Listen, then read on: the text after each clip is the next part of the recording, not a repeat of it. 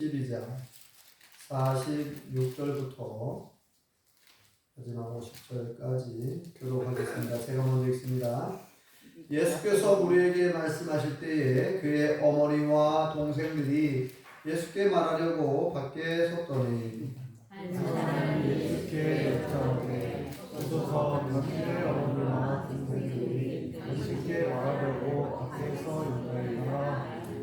말하던 사람에게 대답하여 이르시되 누가 내 어머니이며 내 동생들이냐 하시고 손을 내밀어 그들을 가리켜 이르시되 나의 어머니와 나의 동생들을 보라. 함께 읽겠습니다. 누구든지 하늘에 계신 내 아버지의 뜻대로 하는 자가 내 형제요 자매요 어머니이라 하시더라. 아멘. 할렐루야. 하나님의 크신 복이 함께 하신 줄 믿습니다. 아멘. 우리 옆사람 같이 사는 인사 주시죠. 반갑습니다. 참 잘 나오셨습니다. 아멘. 받읍시다. 네, 어떻게 추석 연휴는 잘 보내고 계시는가요? 네. 이 명절이 항상 모든 사람이 다 즐거운 것은 아닌 것 같습니다. 특별히 우리 안기도 장로님 김효숙 권사님은 코로나 바이러스에 확진돼 가지고 추석 연휴를 집에서 그냥 두 분이서 그냥 지내셨다고 그러는데 좀 안타까워요. 어쩔 수가 없죠. 또 지난주에 어떤 목사님을 이렇게 만났는데 그 목사님도 역시 자기는 명절이 싫대요.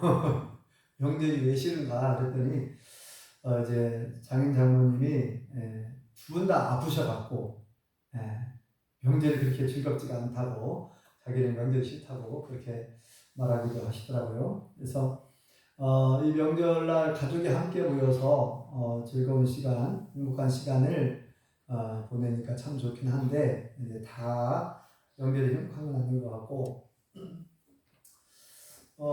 저는 옛날부터 그런 생각을 많이 했습니다. 이 명절 연휴를 조금 길게 주면 좋겠다.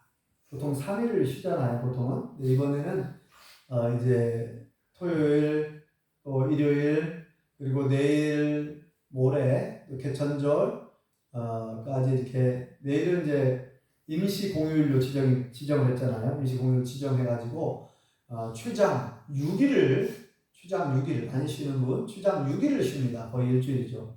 네. 그래서 화요일까지 쉬는데 저는 적어도 이렇게 한 6일, 7일은 쉬면 좋겠다.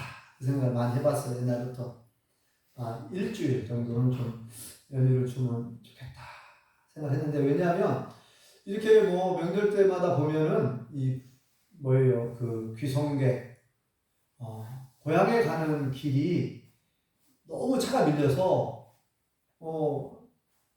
3시간, 4시간은 짧은 거리죠. 7시간, 8시간 서울에서 부산까지 가려고 해봐요. 밀려가지고 차를 타는 시간만 7시간, 8시간 걸리고 얼마나 힘들어요. 가다가 지치는 거죠. 물론 중간에 휴게소 쉬긴 하지만 너무너무 힘들 것 같다 그런 생각이 들더라고요. 그런 면에서 볼 때는 저희는 굉장히 가까운 거리라서 우리 안주군 봉동이거든요. 안주군 봉동, 처갓집은 군산. 그러니까 거의 안 밀려요. 그래서 명절 때마다 우리는 참 편하게 간다 그런 생각을 해보기도 했습니다. 그래서 명절을 한 일주일 정도 주면 그래도 이게 분산이 돼가지고 오고 가는 이런 것이 많이 안 밀릴 것 같다. 그리고 좀 가족들이 너무 이렇게 잠깐 만나가지고 하루 만나서 그냥 헤어지고 그러니까 좀 너무 아쉬웠어요. 그리고 어제도 저희 어머니가 전화가 왔어요. 전화 가지고 너무 아쉽다는 거예요. 서운하다는 거예요. 빨리 가서 서운하다고 전화가 왔어요. 그래서 어쩔 수 없네요, 우리. 그래서 이제 그렇게 말씀드렸는데, 그래서 최소 한 일주일 정도는 줘가지고 서로 이렇게 좀 오랜만에 만나서 그렇게 좀 시간을 좀 보냈으면 좋겠다 이 생각을 해봅니다. 아무튼 이렇게 명절은 이렇게 떨어져 있는 가족들이 다시 만나서 이야기를 나누고 정을 나누고 음식을 나누고 참 좋은 것 같습니다. 이 가족이라고 하는 것은 정말 아무리 생각해도 아무리 강조해도 지나치지 않죠. 여호와 하나님께서 맨 처음 가족을 만드십니다. 가정. 그죠? 아담과 하와를 만드시고 결혼하게 하시고 가정을 이루게 하시죠. 그래서 이 모든 사회, 국가의 가장 최소의 기본 단위가 가족이죠. 가정. 그래서 가정을 이룰 때 사회가 탄생하고 국가가 탄생합니다. 그래서 지금 요즘에 우리나라 그 출생률이 세계에서 최하위라고 그래요. 전부 다들 걱정하는데 아이가 점점 아이를 낳는 숫자가 줄어들어 가지고 지금은 한 명도 안 낳는다는 거예요. 한 명도 안 돼요. 0.7명, 0.8명 막 그래요. 그러니까 옛날에는 뭐 아기를 많이 낳는다 해서 산하 제한을 시키고 막 그랬는데 뭐 둘만 낳아 잘 기르자, 아들 딸 두 명 말고 하나만 낳아 잘 기르자 막 이렇게 캠페인도 벌이고 그랬는데 요즘에는 막 많이 낳으라고 해도 돈을 주고 막 축하금을 주고 서로 막 그죠? 지자체마다 어느 지자체는 막 아이를 낳으면 1,000만 원을 주고 또 2천만 원 주고 막 이렇게 계속 아이를 좀 낳으시라고 해도 참 아이를 낳아서 키우는 환경도 어렵다고 하니까 여러 가지로 이 젊은 사람들이 뭐 이 취직도 어렵고 결혼도 어렵고 여러 가지로 그래서 아이 낳는 걸 생각을 잘 못하고 있다고 그래요. 안타까운데 아무튼 우리 연덕이 성도님 손자들 보니까 너무 반갑습니다. 이름이 성재라고 했던가 승재라고 했던가. 성재요. 네? 성재 성우. 네, 성재하고 흥재인가요? 성우. 네? 성우. 성우. 네, 성우하고 성재? 네, 아유 반가워요. 이게 아이들을 볼 수 있으니까 너무나 반갑습니다. 우리 동네에 애기가 없잖아. 너무 반가워. 네. 이렇게 예수님 오늘 본문에도 예수님의 가족 이야기가 나오잖아요. 지금 예수님의 오늘 말씀의 제목이 예수님의 가족입니다.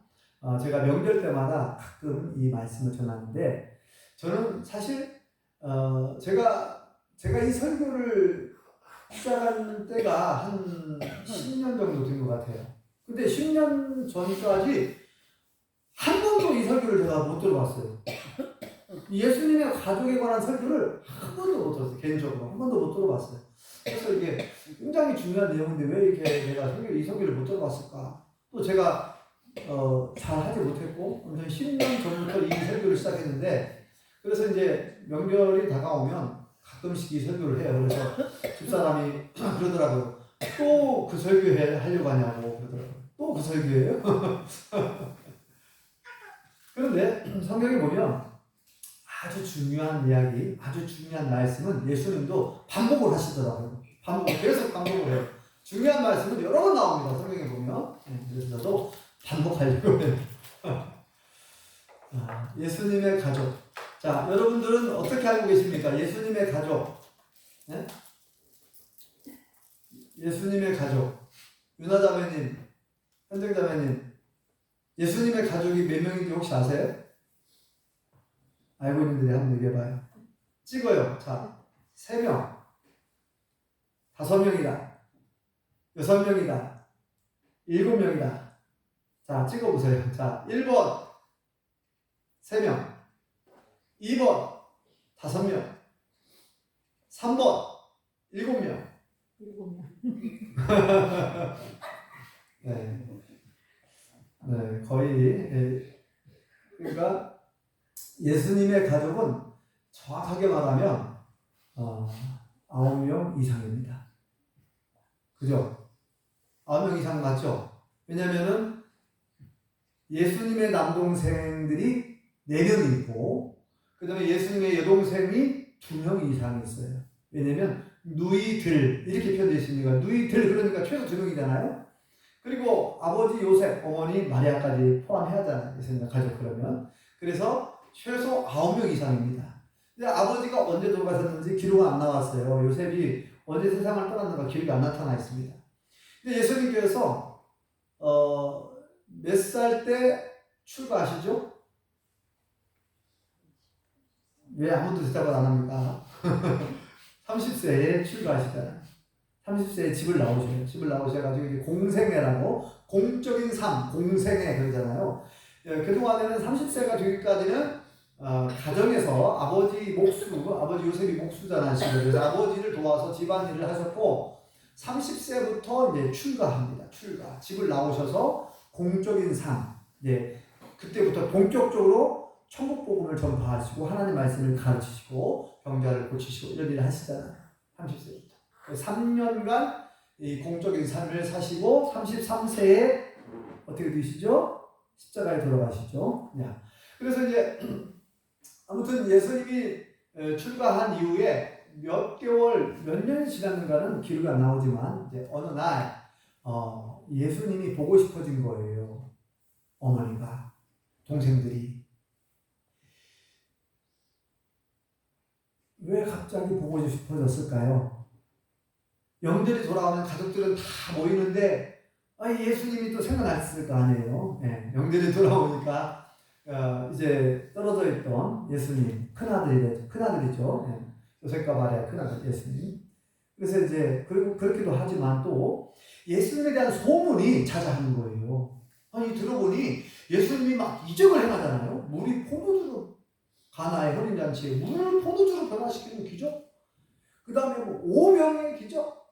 또 많은 병자를 고치시고 죽은 자를 살리시고 이런 소문이 나가지고, 그러니까 예수님이 출가하기 전에는 집에 계실 때는 무슨 그런 이적, 기적 이런 걸 행하는 내용이 안 나와요. 그런데 예수님이 출가한 이후에 예수님이 놀라운 일들을 행하신다고 하니 이제 보고 싶어지고 더 궁금하잖아요. 그리고 또 안 좋은 소문도 함께 들립니다. 예수님은 율법을 어긴다더라. 율법을 폐하려고 한다. 안식일법을 어기고 안식일날 병자를 고치고 안식일을 자꾸 안 지킨다. 이렇게 율법을 폐하러 온 사람처럼 바리새인들이나 율법사들, 사두개인들은 그렇게 오해를 하죠. 그래서 예수님에 대한 소문이 긍정의 소문과 부정의 소문 이렇게 다양하게 들려오니까 이제 궁금한 거예요. 한번 보고 싶잖아요. 그래서 어머니와 동생들이 찾아왔어요. 어머니와 동생들이라고 했으니까 최소 몇 명입니까? 동생들이 최소 6명 이상이죠. 예수님의 동생이 남동생 4명. 그죠? 남동생은 이름이 나와 있어요. 야고보, 유다, 요셉, 요한 이렇게 이름이 익숙하죠. 똑같은 이름도 있고. 그래서 이 야고보와 유다는 이 성경을 기록하기도 해요. 야고보서 아시죠? 야고보서. 예수님의 동생 야고보예요. 예수님의 12제자 야고보는 일찍 승교하고, 야고보서는 예수님의 동생 야고보가 기록을 하고, 또 유다서 있잖아요. 끝에 보면 유다서 있죠. 한 장으로 이루어진 그 유다서는 예수님의 동생 유다가 기록을 합니다. 자, 아무튼 이렇게 남동생 이름이 정확하게 나오고, 또 여동생 2명이니까 여기에는 이제 누이들이 안 나온 것처럼 여기 나와 있지만 마가복음에 보면은 남동생하고 그 다음에 누이들까지 다 나와 있어요. 어머니와 동생들과 누이들 이렇게. 그러니까 최소 7명 이상이 찾아올 수도 있어요. 가족들이 다 이렇게. 예수님에 대한 소문을 듣고 수소문해가지고 찾아왔습니다. 예수님이 계신 곳에 와 계신 거예요. 그런데 예수님이 이때 말씀을 전하고 계셨잖아요. 하나님 말씀을 전하고 있어가지고 사람들이 집안에 가득 있는 거예요. 방 안에. 그래가지고 그 밖에 이제 그 집 주인이 있었는지 모습이 있었는지 아무튼 한 사람에게 부탁을 해요. 가서 좀 예수님에게 이야기 좀 해달라고, 가족들이 와 있다고, 밖에 가족들이 와 있다고 예수님한테 좀 얘기 좀 해달라는 거예요. 그래서 이 사람이 가족들이 찾아왔으니까, 어머니와 가족들이 찾아왔다고 하니까 굉장히 보통 소식이 아니잖아요. 그래서 이제 예수님에게 전해졌어요. 예수님에게 전해졌을 때 예수님의 반응이 매우 놀랍죠. 그렇죠? 예수님의 반응은 전혀 예상하지 못한 반응이 나옵니다. 우리가 상상할 수도 없는 반응이. 저는 이 말씀을 볼 때마다 처음에는 굉장히 놀랐어요. 아니 왜 이렇게 예수님이 반응을 하실까? 굉장히 우리 생각에는 우리의 마음은 굉장히 어때요? 가족은 정말 따뜻하고 기쁘고 반갑고 그래서 이제 반갑게 맞이하면 좋잖아요. 어? 아니면 이제 말씀을 잘하고 계셨으면 조금만 기다리시라고 하라고 내가 말씀 다 마치고 말씀을 끝내고 내가 뵙겠다고 그렇게 얘기하면 되잖아요. 근데 전혀 뜻밖의 반응을 보이는 거예요. 누가 내 어머니고 누가 내 동생들인데 마치 지난번에 말씀드렸는 것처럼 마치 어머니와 동생들을 부정하는 듯한 또 만나기 싫어하는 것처럼 누가 내 어머니고 누가 내 동생들이냐 모르는 척 하는 것 같아요. 그죠? 한번 말씀 읽어볼까요? 뭐라고 예수 말씀하시는지. 자, 48절을 같이 한번 읽어보겠습니다. 시작. 말하던 사람에게 대답하여 이르시되. 잠깐만요. 47절부터 읽어보겠습니다. 17절 시작. 한 사람이 예수께 여짜오되 보소서 당신의 어머니와 동생들이 당신께 말하려고 밖에 서 있나이다 하니 말하던 사람에게 대답하여 이르시되 누가 내 어머니며 내 동생들이냐 하시고. 네, 거기까지 보겠습니다. 누가 내 어머니고 누가 내 동생들이냐 마치 무슨 따지듯이 반문하듯이 그리고 밖에 있는 어머니는 내 어머니가 아니고 밖에 있는 동생들은 내 동생들이 아닌 것처럼 그렇게 들려질 수 있죠. 전혀 뜻밖의 반응이잖아요. 누가 내 어머니고 누가 내 동생들이냐. 만약에 이 말을 직접 어머니와 동생들이 들었으면 굉장히 기분 나빴을 거야. 야, 그냥 집에 돌아가자. 내가 저놈을 하면서 별 이야기가 다 나올지 우리 같으면. 예. 누가 내 어머니고 누가 내 동생들이냐. 거기에 둘러선 우리들, 거기에 있는 사람들, 제자들과 사람들에게, 마을 사람들에게 이렇게 말하는 거예요. 누가 내 어머니고 누가 내 동생들이냐. 예. 자, 그 다음 말씀이 또 중요하죠. 자, 또 읽어보겠습니다. 49절을 읽어보겠습니다. 시작. 손을 내밀어 제자들을 가리켜 이르시되 나의 어머니와 나의 동생들을 보라. 예. 예수님께서 손을 내밀었대요. 이렇게 손을 내밀어가지고 누구를 가리켰다고 했어요? 제자들을 가리켰습니다. 예수님의 제자들을 가리켰습니다. 가리키면서 나의 어머니와 나의 동생들을 보라. 그러니까 제자들이 나의 어머니이고 제자들이 나의 동생들이다. 그 얘기하고 있는 거예요. 이건 완전히 이건 뭐라고 표현해야 돼요? 예? 조금 거시기 하죠. 생뚱맞다라는 표현을 쓰거든요. 요즘 젊은 사람들은 생뚱맞다. 전혀 상황에 맞지 않는 표현을 하고 계시는 거예요. 어울리지 않는. 그죠? 이 사람들이, 이 제자들, 이들이 내 어머니고 내 동생들이다. 어떻게 이게 가능합니까? 가능한 얘기니까 이것이 우리의 상식으로. 그죠? 그 당시에 이들이야말로 내 어머니고 이들이야말로 내 동생들이다.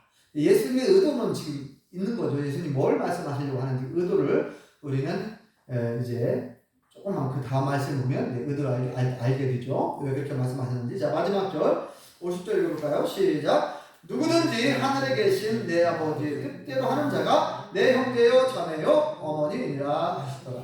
아멘. 자, 예수님께서 왜 굳이 누가 내 어머니고 누가 내 동생들이냐. 그러니까 예수님은 지금 이 가족이라고 하는 가족의 개념을 지금 가르쳐 주려고 하는 거예요. 가족의 개념. 그러니까 여기에 제가 표현 안 해놨지만 사실은 영원한 가족. 예수님의 가족에 대한 이야기, 그 다음에 영원한 가족에 대한 이야기, 하나님 나라에서 가족의 개념. 이 땅에서의 결혼과 이 땅에서의 가족의 개념과 하나님 나라에서 가족, 하나님 나라에서의 결혼의 개념은 차원이 다른 거예요. 그래서 예수님이 정말 지금 이 말씀을 하시는 이유가 영원한 가족에 대한 이야기를 하려고 하는 거예요. 영원한 가족. 굉장히 중요한 말씀입니다, 사실은. 근데 제가 얘기했다. 나는 왜 이 말씀을 10년 전까지 한 번도 왜 이 설교를 못 들어봤을까? 이렇게 중요한 말씀인데요. 저는 이 말씀을 접하면서 이게 너무나 중요한 말씀이다. 그래서 제가 이제 가능하면 이 말씀을 잘 전하려고 하는 거예요. 너무나 중요하니까. 우리는 이 땅에서의 결혼을 생각하잖아요. 이 땅에 결혼을 생각을 해서 이제 나중에 죽으면은 또다시 내 부인을 만나고 내 남편을 만나고 막 하나님 나라에서 또 내 가족을 이루어갖고 살 것처럼 생각하잖아요. 전혀 다릅니다. 전혀 다른 차원이에요. 예수님은 뭐라고 말씀하셨습니까? 하나님 나라에서는 다시는 시집가는 일과 장가가는 일이 없다 그랬죠? 이 세상에서의 그 결혼 개념이 하나님 나라에는 없어요. 그런 개념이 아니에요. 하나님 나라에서는 누가 신랑이고 누가 신부라고 되어 있습니까? 예수님이 우리의 신랑이고 우리는 신부라고 되어 있어요. 네? 이 고정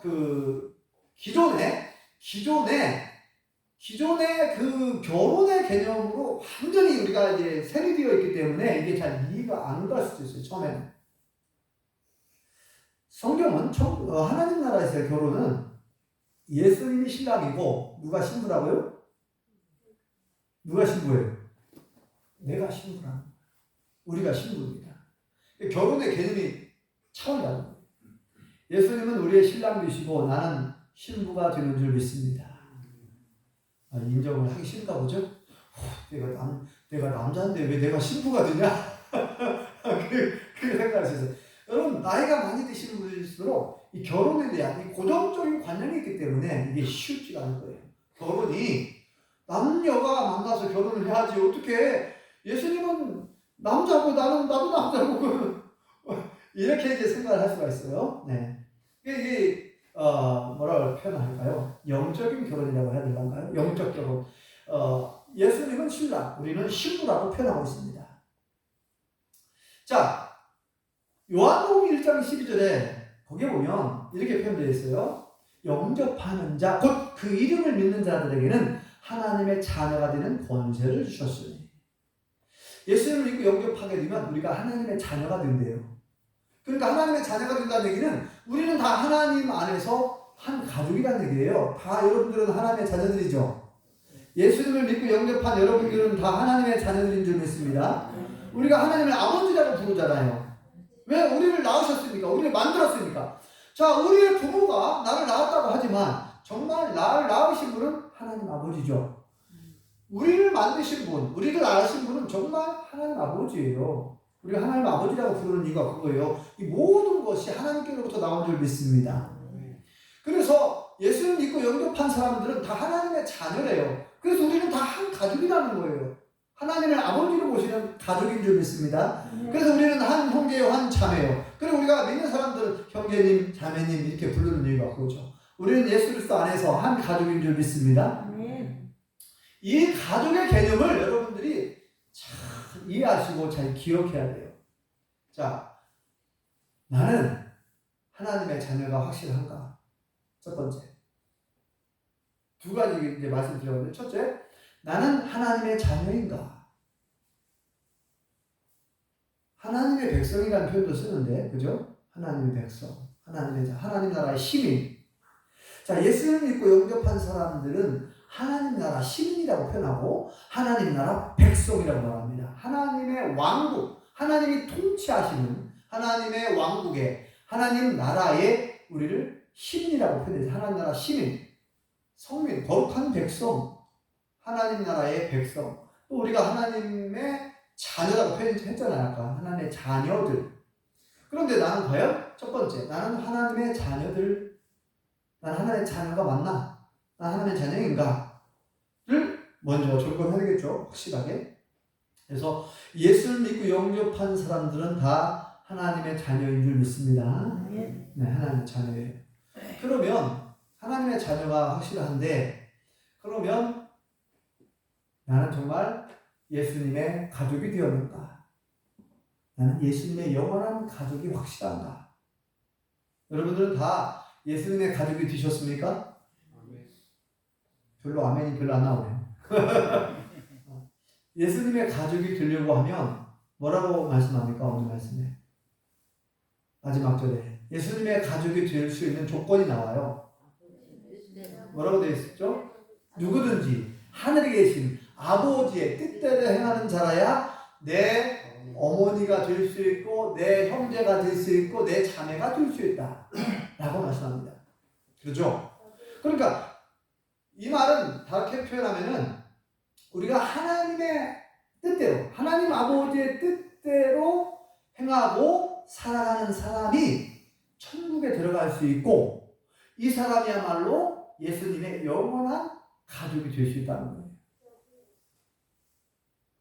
이해가 되시죠? 그래서 여러분 얘기했지만 마태복음 7장 21절에 보면 예수님이 이렇게 말씀합니다. 나더러 주여 주여 한다고 다 천국에 들어갈 것이 아니요 그랬습니다. 다만 누가 들어간다고요? 하늘에 계신 아버지의 뜻대로 행하는 자라야 천국에 들어간다. 같은 얘기 하고 있어요 지금. 같은 얘기죠? 네? 나더러 주여 주여 한다고 이 말은 무슨 말이에요? 하나님을 믿는다고 교회를 다닌다고 해서 다 천국 가는 게 아니래요. 누가 천국 들어간다고 되어 있습니까? 예수님 말씀에 의하면 하늘에 계신 아버지의 뜻대로 행하는 자라야 천국에 들어간다. 그래서 그 얘기 바로 이어서 하시잖아요. 그러니까 거기에 있는 사람들이 예수님 말씀을 듣고 있던 사람들이 뭐라고 말했어요? 주여 내가 주의 이름으로 귀신을 쫓아냈습니다. 주의 이름으로 능력을 행했습니다. 주의 이름으로 선지자를 못했습니다. 자랑스럽게 예수님에게 말씀을 드렸습니다. 그래? 참 잘했다 잘했어 이렇게 칭찬을 해줄 줄 알았는데 아니 칭찬은 고사하고 뭐를 예수님께로부터 큰 책망이 무서운 말씀이 막 쏟아지죠. 이 불법을 행하는 자들아 내게서 떠나가라. 난 너희를 도무지 알지 못한다. 오히려 무서운 책망의 말씀이 이어졌잖아요. 지난번에 말씀드린 것처럼 왜 그랬을까요? 아니 보통 일이 아닙니다. 예수님의 이름으로 귀신을 쫓아내는 건 보통 일이 아니에요. 네? 지금 제가 물어봤잖아요. 여러분들은 예수님의 이름으로 귀신을 쫓아내신 분이 계십니까? 혹시 손 들어보세요. 예수님의 이름으로 귀신을 쫓아낸 경험이 있으신 분? 뭐 아무도 손 안 드시네. 겸손해서 안 드시는 거죠? 아니 예수님의 이름으로 능력을 행했습니까? 손 한번 들어보세요. 나 예수님의 이름으로 능력을 행했다. 예수님의 이름으로 막 선지자 노릇하고, 예? 예. 오늘날 말하면 선교사, 전도자, 목사, 예? 이렇게 하나님의 일을 하고 예수님의 이름으로 아니 그랬다는데도 아니 예수님은 왜 이 사람들을 안 알아줄까? 왜 안 알아주죠? 아니 예수님의 이름으로 귀신을 쫓아내고 예수님의 이름으로 능력을 행하고 하나님의 일을 많이 하고 예수님의 이름으로 목사도 하고 선교사도 하고 전도자의 사명을 감당하고 봉사도 하고 교회에서 헌신도 하고 예수님의 이름으로 그렇게 많은 봉사를 많은 헌신을 했는데도 불구하고 예수님은 나는 너희를 도무지 알지 못한다. 이 불법을 행하는 자들아 내게서 떠나가라. 왜 이렇게 호통을 쳤을까요? 그 앞에 있는 말씀이 힌트잖아요. 하나님 아버지의 뜻대로 하지 않았다는 거죠. 그죠? 하나님의 일을 하더라도, 그죠? 하나님의 일을 하더라도, 봉사를 하더라도, 헌신을 하더라도, 전도를 하더라도, 하나님의 뜻 안에서 행해야 될 줄 믿습니다. 그러니까 하나님의 뜻대로 하지 않은 것은 아무것도 인정하지 않겠다는 거죠. 하나님의 뜻대로 하지 않는 것. 그래서 지난번에 말씀드린 것처럼 고린도전서 13장에 보면 이런 말씀이 13장 사랑장이잖아요. 산을 넘길 만한 믿음이 있었어요. 너희가 천사처럼 말을 그렇게 잘하고 친절하게 하고 천사의 말을 할지라도 사랑이 없으면 그냥 울리는 깨꼬리 구리 소리밖에 안 된다는 거예요. 그리고 산을 옮길 만한 믿음이 있었지라도 믿음으로 막 귀신을 쫓아내고 그렇게 했다 할지라도 사랑이 없이 사랑하는 마음 없이 정말 하나님을 사랑하고 이웃을 사랑하는 마음이 없으면 그건 다 도루묵 아무것도 아닙니다. 산을 옮길 만한 믿음이 있을지라도 사랑이 없으면 아무것도 아니래요. 그리고 막 내 이름으로 구제하고 내 이름으로 막 일을 헌신하고 아무리 뭐 많은 사람을 도와주고 헌신을 하고 했어도 사랑이 없으면 아무것도 아니래요. 이게 다 같은 맥락의 말씀입니다. 그죠? 예수님이 그렇게 말씀하셨잖아요. 너희가 내 이름으로 귀신을 쫓아내고 너희 내 이름으로 능력을 행하고 너희가 내 이름으로 선진장 노릇하고 했어도 내 방식대로 내 뜻대로 하지 않았으면 그건 아무것도 아니라는 거예요. 예. 그래서 자, 우리가 예수님의 가족이 되어야 되는데 예수님이 인정하시는 진정한 가족, 예수님의 가족. 그래서 얘기했잖아요. 나는 과연 나는 예수님의 가족인가? 나는 정말 하나님의 자녀가 확실한가?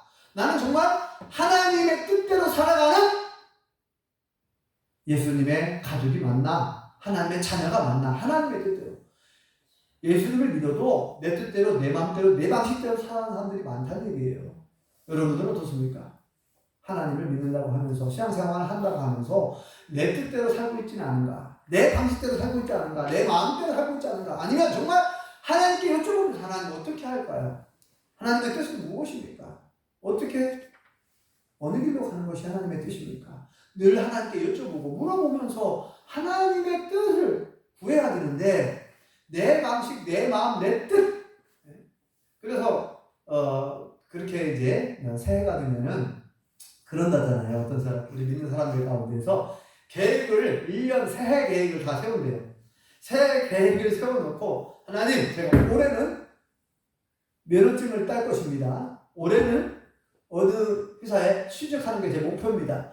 그러니 하나님 도와주십시오. 나에게 지혜 주시고 취직에 합격하게 해주시고 면허증과 시험에 합격하게 해주시고 이제 나약을 해놓고 그렇게 기도한다는 거예요. 물론 그런 계획도 필요하잖아요. 그렇지만 하나님의 뜻을 물어보지 않고 자기가 먼저 하고 싶은 것부터 해놓고 다 기록을 해놓고는 나는 이렇게 올해 이렇게 살 테니 하나님 도와주셔야 돼요. 안 도와주시면 큰일 납니다. 이렇게 하나님을 협박하듯이 하나님과 무슨 협상하듯이 하나님이 나를 이렇게 도와줘야 나도 헌신할 수 있습니다.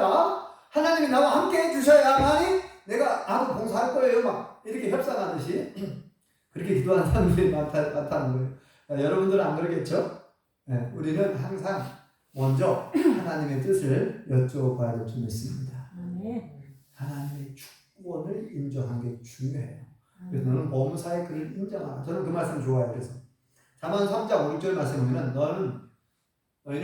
너는 마음을 너희는 뭐라고 했죠?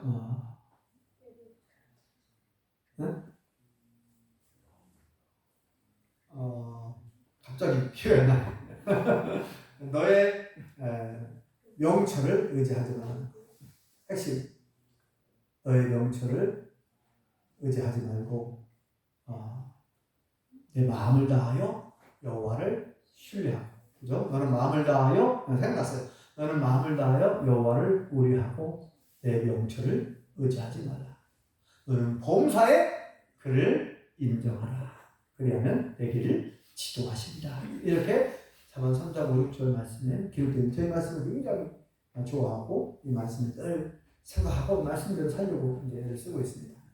너는 마음을 다하여, 말은 전심으로 마음을 다하여 여호와를 신뢰하고, 옛날 성경에는 의뢰하고 의지하고 신뢰한다. 의지하고 신뢰한다. 의뢰하고 신뢰하고 내 명철은 뭐예요? 내가 가지고 있는 지식과 지혜, 그죠?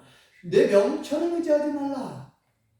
사람들은 되게 이제 자기가 가지고 있는 지식과 지혜와 경험을 그걸 다 의지하잖아. 보통 내가 가지고 있는 지식, 내가 가지고 있는 지혜, 내가 가지고 있는 경험을 굉장히 중요시 여깁니다. 그것도 필요하죠. 그러나 말씀 앞에 그걸 다 내려놓을 수 있어야 돼요. 내 경험과 지식을. 그래서 그거 의지하지 말라고 하잖아요. 내 명철을 의지하지 말라. 너는 범사에 크고 작은 모든 일에 그를 인정하라. 하나님을 하나님으로 인정해야 될 줄 믿습니다.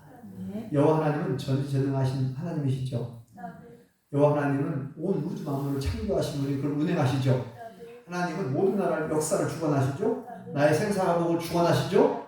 여호와 하나님이 만물의 주인이고 역사의 주인이고 나의 주인입니다. 그러니 여호와 하나님을 내 인생에서 범사에 인정하라는 거예요. 여호와 하나님을 하나님을 무슨 악세사리처럼 내가 필요할 때만 꺼내 쓰는, 필요할 때만 하나님 도와주세요, 필요할 때만 하나님만 찾죠.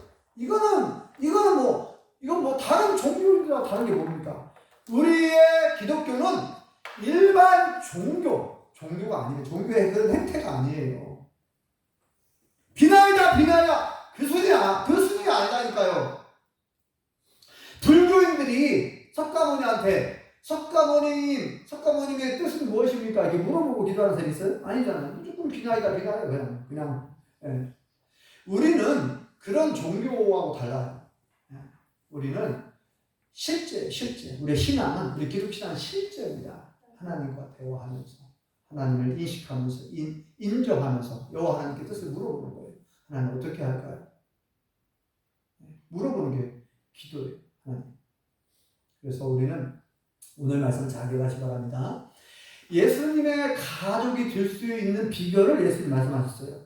육신의 이 혈연으로 맺어진 육신의 가족, 혈연으로 맺어진 육신의 가족도 중요하지만 이것은 이 세상을 살아가는 동안만 가족이에요. 그죠? 예수를 믿지 않으면 더군다나 예수를 믿지 않는 가족이 있으면 그 가족은 이 세상에서 끝나는 거예요. 왜냐면 천국에 못 들어가니까. 이제 천국에 들어가야 되는데 천국에 들어가야 우리가 영원한 가족이라 말할 수 있고 진정한 예수님의 가족이라고 말할 수 있어요. 그런데 아까 얘기했잖아요. 천국에 들어가려면 하나님 나라에 들어가려면 아버지 하나님의 뜻대로 해놔야 된다라고 말씀하고 있습니다. 예수를 믿고 영접해서 하나님의 자녀가 되고 하나님의 자녀가 되었다고 한다면 마땅히 하나님의 뜻대로 하나님의 말씀대로 살아가야 될 줄 믿습니다. 내 뜻과 내 생각은 내 방식 내 지혜는 다 내려놓고 말씀 앞에 내려놓고 하나님 어떻게 할까요? 하나님의 뜻은 무엇입니까? 물어보면서 늘. 왜냐면 내 안에 하나님이 계시니까. 그죠? 여러 번 얘기하잖아요. 하나님 어디 계십니까? 예수님이 어디 계십니까? 성령님 어디 계십니까? 하나님은 내 안에 영으로 계신 줄 믿습니다. 그러니까 이걸 잊어버리면 안 돼요.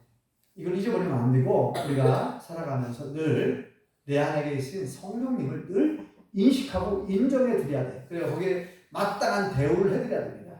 계십니까? 내 안에 집안에 어른이 계시면 어른한테 물어보고 하더라도 그죠? 아니 며느리가 시어머니가 계신데 물어보도 않고 막 아무렇게나 행동하는 사람은 그건 시부모님을 무시하는 거예요. 마찬가지로 우리 안에 어른, 우리 안에 정말 하나님이 계시는데 아니 막 어떤 일을 하는데 내 맘대로 막 결정하고 막 이러면요 우리 하나님은 섭섭해하고 서운해하십니다. 인격적인 하나님. 네. 자 오늘 말씀에 다시 돌아와서 나는 정말 예수님의 가족이 확실한가? 나는 예수님의 가족처럼 하나님의 자녀처럼 그렇게 살아가고 있는가? 아버지 하나님의 뜻대로 살아가고 있는가? 아니면 내 뜻대로 내 방식대로 내 생각대로 살아가고 있는가?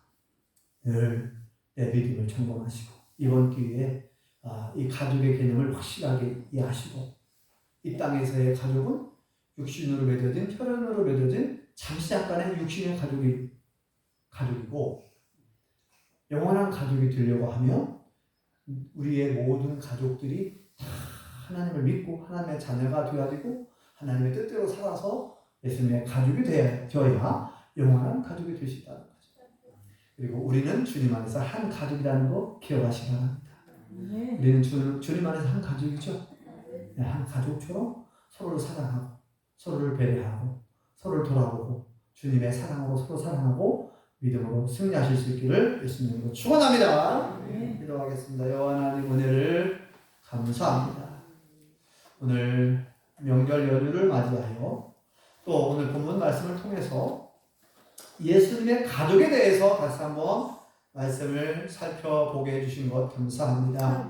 우리가 하나님을 믿고 예수님을 믿고 영접함으로 하나님의 자녀가 되었고 예수님의 가족이 되게 해주신 것을 감사합니다. 예수님의 가족이 되려고 하면 아버지 하나님의 뜻대로 행하는 자가 예수님의 진정한 가족이요 영원한 가족이 될 수 있다고 말씀하셨사오니 우리의 신앙을 돌아보게 해주시고 우리가 정말 하나님이 인정하시는 예수님이 인정하시는 참 가족이 되기를 원하오니 우리를 도와주시옵소서. 예수님의 이름으로 기도합니다. 아멘.